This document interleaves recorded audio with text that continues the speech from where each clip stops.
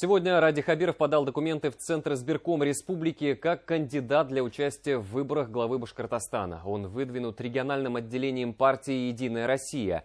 Выборы руководителя региона пройдут в течение 3 дней с 6 по 8 сентября. Ради Хабиров отметил, что сейчас начнется детальная работа в предвыборном штабе, где будет определен план агитационных мероприятий.